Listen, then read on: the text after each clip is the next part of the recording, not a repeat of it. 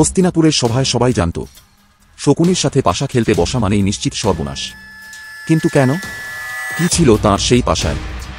পুরাণে একটি ভয়ঙ্কর কাহিনী পাওয়া যায়। শকুনির পরিবার ছিল গান্ধার রাজপরিবার।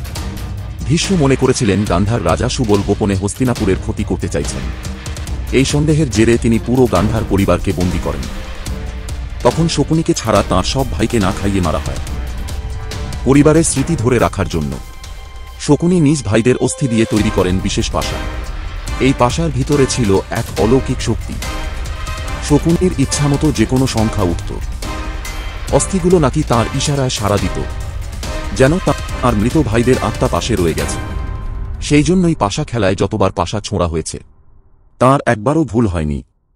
মানুষ মনে করেছে দক্ষতা, কিন্তু এক অভিশপ্ত শক্তি ছিল শকুনির জয়ের কারণ। আর ঠিক এই কারণেই একটি পাশার খেলাতেই সমস্ত কুরুক্ষেত্র যুদ্ধের সূচনা হয়েছিল। আপনারা কি জানতেন? এই রহস্যটি কমেন্টে অবশ্যই জানাবেন। এখনই সাবস্ক্রাইব করে দিন এরকম আরও পৌরাণিক রহস্য জানতে।